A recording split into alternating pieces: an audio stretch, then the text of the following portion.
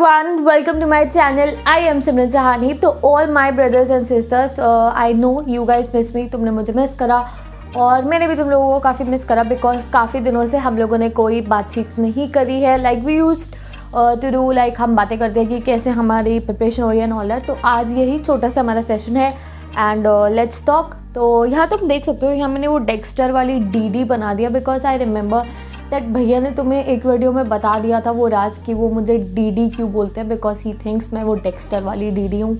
तो I thought मैं यहाँ पे वो मैंने डेक्स्टर वाली डीडी बना दी है and I have name this as let's talk. ठीक है, तो देखो टेक्निकली ना मैं I want to share something with you that देखो बीइंग अ स्टूडेंट तुम लोग बहुत स्ट्रेस क्रिएट करते हो ना अपनी लाइफ के अंदर.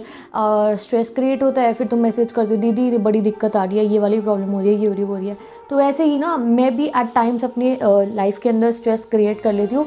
और तुम तो कोई हैवी बात पे करते होगे कि पढ़ाई नहीं हो रही है, ये नहीं हो रहा है, वो नहीं हो रहा है. मैं तो छोटी छोटी टुच्ची बातों पर अपनी लाइफ में स्ट्रेस क्रिएट कभी कभी कर लेती हूँ. फॉर एग्जाम्पल मैं तुम्हें बताती हूँ, कल जब मैं रात को वीडियो बना रही थी आपके एक चैप्टर की, जब वो चैप्टर कंप्लीट हो जाएगा वीडियो अपलोड हो जाएगा. एज यू नो वीडियो बनने में तो टाइम लगता है बोर्ड पे, I have to write so much things. तो मेरी ये जो रीफिल है ये ख़त्म होने वाली थी. अब तो ये न्यू आ गई है, ये ख़त्म होने वाली थी और मुझे इतनी टेंशन होती है कि अब मैं फर्स्ट वीडियो बना रही थी अपनी एंड मैंने कहा यार रिफिल तो ख़त्म होने वाली है, रात हो रही है, नाइट आउल हूँ मैं, तो रात को वीडियो बना रही थी, यार क्या करूँगी, वीडियो रिफिल तो ख़त्म होने वाली है.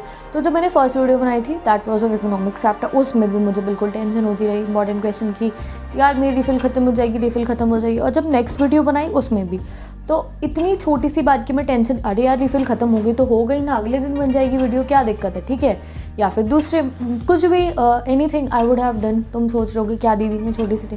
तो यही चीज़ें होती हैं. ऐसे ही तुम लोग कई बार अपनी चीज़ों की टेंशन ले लेते हो. यार वो वाली मैम ने मुझे ऐसे बोल रखा है, I have seen the comments. Ma'am ने बोला है 90% बच्चों के अच्छे मार्क्स नहीं आ रहे हैं प्री बोर्ड्स के अंदर, 80% बच्चे फेल हैं, 20% बच्चों की अटेंडेंस नहीं है, एडमिट कार्ड नहीं है. या फिर पेरेंट्स तुम्हारे घर पे एट टाइम्स मेहमान आ जाते हैं और तुम्हारी एक दिन पढ़ाई नहीं हो पाती. अभी शाम को मैंने कमेंट पढ़ा, दीदी बहुत सारे मेहमान आ गए थे घर पे, मेरी पढ़ाई नहीं हो पाई. अब वो लोग चले गए, पहले मम्मी की हेल्प करानी है, लड़के होते हैं तो उन्हें बाजार से सामान लेके दीदी मेरी आज की पढ़ाई तो वेस्ट हो गई और फिर मैं कल क्या करूँगा, आज की पढ़ाई तो वेस्ट हो गई, मैंने तो सब कुछ प्लान करा था, मेरा कुछ भी नहीं हुआ. जैसे मैंने टेंशन ली यार मेरी रिफिल ख़त्म हो जाएगी तो मैं अपने बोर्ड पर वीडियो कैसे बनाऊंगी, मेरे को टेंशन हो रही थी. ऐसी तुम्हें टेंशन होती है यार मेरा आज का दिन तो वेस्ट हो गया, मैं कैसे पढ़ूंगा, और फिर तुम्हारा मूड अंदर अंदर ये बातों को सोच के ख़राब हो जाता है. तो यही चीज़ जो है तुम्हें बदलनी है. जैसे कि मैंने टेंशन ली, मेरा टाइम वेस्ट हुआ, तो इस टेंशन को, जैसे तुम्हें हंसी आ रही होगी मेरी ये बात सुन के, तुम सोच दीदी रिफिल खत्म हुई तो क्या हुआ, अगले दिन सुबह जाके नहीं ले आती, उसके बाद अपना काम कर लेती. तो एग्जैक्टली वॉट जब मैं तुम्हारे कमेंट्स पढ़ती हूँ तो मेरे को ऐसा लगता है, जब कोई बच्चा कहता है दीदी आज घर पर मेहमान आए थे, आज मैंने प्लान आउट करा था, आज मेरी पढ़ाई नहीं हुई, दीदी आज मैंने प्लान आउट करा था, मेरे को पेट में दर्द हो रहा था इसलिए मेरे से पढ़ाई नहीं, मुझे बुखार हो गया था, दीदी ये हो गया था इसलिए मैं नहीं पढ़ पाया. तो मुझे भी ऐसी हंसी आती है तुम्हारे उस वाले कमेंट को पढ़ के कि क्या हो गया, तो एक दिन वेस्ट हो गया तो क्या हो गया, अब उस एक दिन की टेंशन लेके कि दूसरा दिन थोड़ी हम लोग वेस्ट कर देंगे. तो यही चीज़ है जो आप लोगों को समझनी पड़ेगी. कभी ना अपनी बात खुद बता के देखा करो दैट तुम इतनी स्मॉल चीज़ों की टेंशन लेके अपनी लाइफ में टेंशन क्रिएट करते रहते हो. ठीक है, अब बात आती है, देखो गाइस पता नहीं आज से 2-3 महीने बाद तुम हो सकता है मुझे भूल जाओ, मैं तो नहीं भूलूंगी तुम्हारे को, ना भूलने दूंगी because I will definitely help you in your higher education also. Career tips हो गई, और आगे अगर आप पॉलिटिकल साइंस को इंग्लिश होगे तो I will be there with you always. But अगर तुम में से कहीं मुझे भूल भी जाओ तो one thing I want to tell you that जैसे जैसे आप अभी अपने ये बोर्ड एग्ज़ाम्स, अभी तो तुम्हें डर लग रहा है तुम्हारे बोर्ड एग्ज़ाम्स पास में आ रहे हैं, बट ना ये जो टाइम तुम्हारे पास है of this 1 month of Feb, अब फेब शुरू होने वाला है. अब तुम्हें ये पीछे दिखाई दे रहा है, ये लिखा हुआ है, तो ये वीडियो है प्री बोर्ड्स आप बच्चों के चल रहे हैं एंड आई डोंट डैट हमें मन तो होता है ना प्री बोर्ड में अच्छे नंबर आए. और देखो प्री बोर्ड ना एक बहुत फ़ायदे की चीज़ है अगर आप प्री बोर्ड अपना एग्ज़ाम दे रहे हो तो. क्या है, अब तुम लोग स्कूल तो गए नहीं हो, तुम ट्यूशन में टेस्ट वेस्ट देते होगे, प्री बोर्ड से बहुत कॉन्फिडेंस बढ़ता है. मैं तो प्री बोर्ड की जो मार्कशीट आएगी देखना भी मत, उसको नंबर मत देखना, प्री बोर्ड अटैम्प्ट ज़रूर करना है. अगर तुम्हारे स्कूल वाले 4 बार प्री बोर्ड ले रहे हैं ना, चाहे कम पढ़ के जाना बट चारों बार उस प्री बोर्ड को देना. वो जो तुम हैंड राइटिंग से अपनी पेन से अपने जो आंसर्स लिख कर आओगे ना अपनी आंसर शीट के ऊपर, तो वो एक कॉन्फिडेंस तुम्हारे अंदर बिल्ड होगा, एक तुम्हें प्रैक्टिस होगी कि तुम एग्ज़ाम लिख रहे हो. ठीक है, तो ज़रूर हर एक बच्चा अपना प्री बोर्ड देगा. अब देखो करते करते हमारा 1 महीना और निकल गया. अब कितने, फरवरी, मार्च, अप्रैल, 3 महीने बचे हैं बस, मार्च भी आप लोग 15-20 डेज़ ख़त्म कर दो, वो प्रैक्टिकल में निकल जाएंगे, ठीक है। तो गाइस टेक्निकली आपके पास है फरवरी अपने सिलेबस को फुल ऑन कंप्लीट करने का, ठीक है। मार्च में निकल गया प्रैक्टिकल, फिर आएगा अप्रैल, तो भाई अप्रैल में तो रिवीजन करेंगे और 4 मई से एग्ज़ाम शुरू है। अब ये नहीं पता 10th वालों के कब है, 12th के कब है, होपफुली अभी थोड़े दिनों में डेट शीट आ जाएगी तो वो डिसाइड कर लेंगे हम लोग। तो अब तुम लोगों को करना क्या है, अब ये जो फेब का महीना है ना, जनवरी तो तुम लोगों ने स्ट्रैटेजी बना के प्लान करके, किसी ने छोड़ के उसको बीच में, किसी ने उसको यूटिलाइज़ करके जैसे तैसे निकाल दिया। बट देखो अब जो फरवरी आएगी ना, ये आर या पार वाली सिचुएशन है, ठीक है, आर या पार वाली सिचुएशन।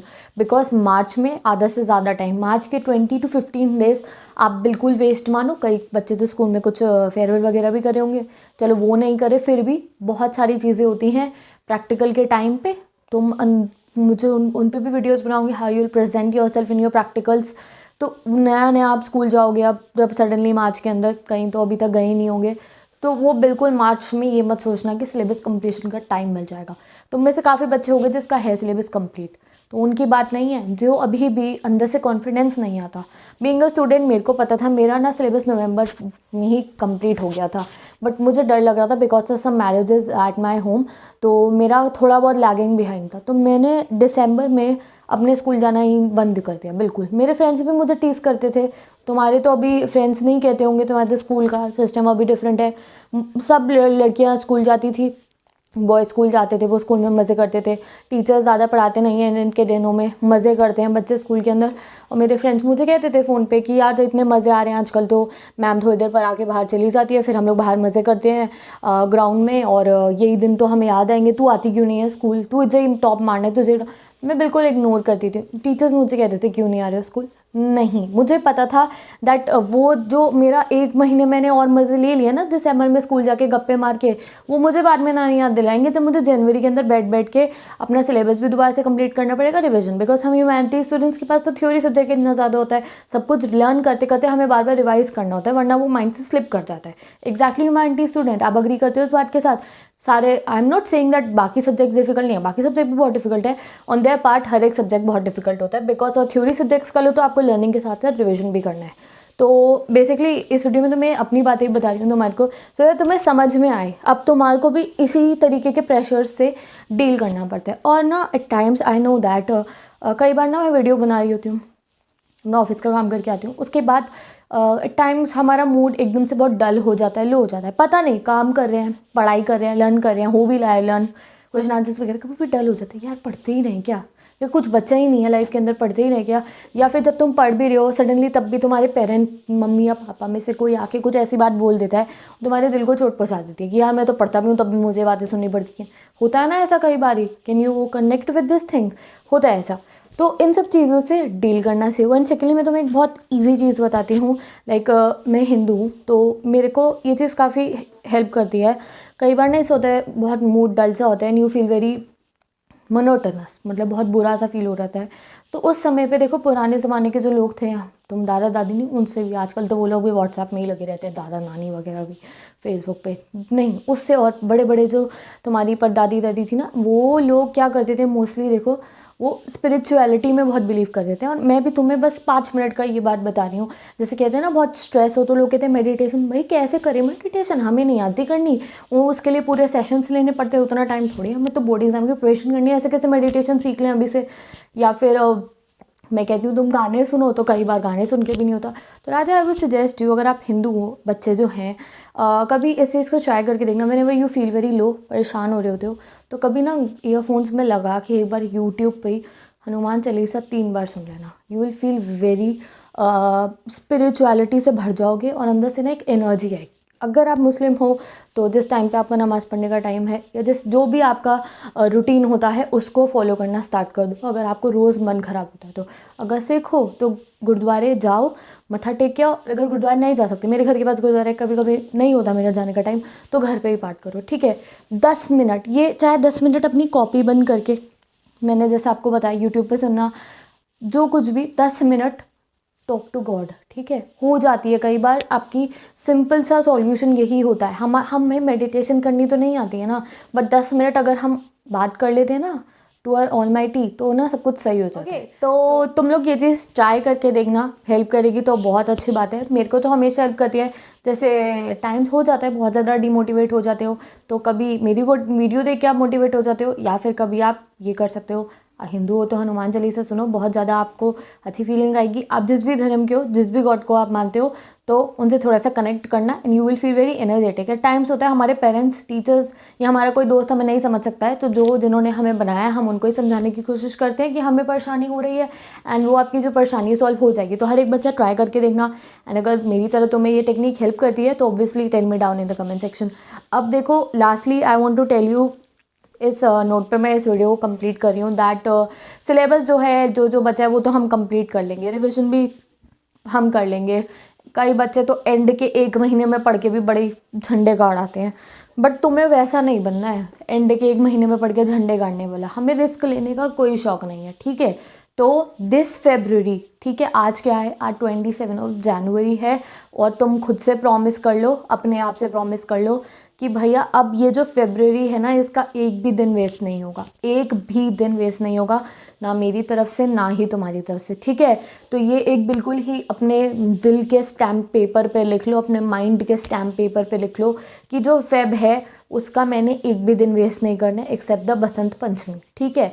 वो तो एक्सेप्शन है बॉयज़ के लिए, अगर नहीं उड़ाते हो पतंग तो कोई दिक्कत नहीं है, अदरवाइज़ फेब पूरा यूटिलाइज़ करना है। जब फेब ख़त्म होगा ना, तो आई वॉन्ट, मैं और मेरे से कनेक्टेड जितने भी बच्चे हैं, हम लोग इतने स्ट्रांगली हो कि हमें कभी ये ना सोचना पड़े भाई सिलेबस ख़त्म हो गया, हमें ये हो कि भाई हमारा सिलेबस भी हो चुका है और साथ ही साथ रिवीजन भी हो चुका है, और मार्च में हम फ्रेश नोट से अपने प्रैक्टिकल्स देने जाएंगे, एंड देन रिवीजन करके आपके बोर्ड एग्जाम्स तरीके से हो जाएंगे, ठीक है। तो अब 1 फेब का इंतज़ार है, नहीं आपकी जो कुछ भी तरीके से हम अपना प्लान आउट करेंगे, तो you can tell me down, so that मुझे आगे की वीडियोस बनाने में हेल्प मिले of your plans and all that, कि कितना आपका सिलेबस हो चुका है, कितना नहीं हुआ है। You can tell me down if you want to, and let's end this video. तो मैंने आपको एक बहुत सिंपल सी बात बता दी है कि जितनी टेंशन आप अपने माइंड के अंदर क्रिएट करते हो वो कम करने की कोशिश करो, एंड अगर कम नहीं कर पाते हो तो I have given you a trick जिसके थ्रू आप अपना जो माइंड है, अपनी बॉडी है, उसको रिलैक्स कर सकते हो, okay. And if you are waiting for the study buddy sessions, तो कल मैं आपको बता दूंगी कि कब से आपका स्टडी बडी सेशन जो है वो स्टार्ट होने वाला है। एंड कल सुबह मैं एक वीडियो अपलोड करूंगी, बिकॉज आई नो दैट आपके प्री बोर्ड्स आ रहे हैं, एंड प्री बोर्ड्स में भी आपको पेपर प्रेजेंटेशन को लेकर थोड़ी सी डिफिकल्टी होती है, तो कल सुबह मैं आपको पेपर प्रेजेंटेशन की टिप्स पे एक वीडियो बना के दूंगी, सो दैट आप प्री बोर्ड्स में उन टिप्स को फॉलो करें, and you can get good marks in your pre boards also. तो आपको पता हो किस तरीके से आपको अपने इंग्लिश में थोड़ा सा पैटर्न डिफरेंट होता है, बाकी सब्जेक्ट्स का सेम है, तो मैंने दोनों के ही मर्ज करके वीडियो, इट्स हेयर ओनली, तो I make it right now, and मैं कल सुबह उसको अपलोड कर दूंगी, so you can watch that video. So bye bye, take care, and let's meet in the next video.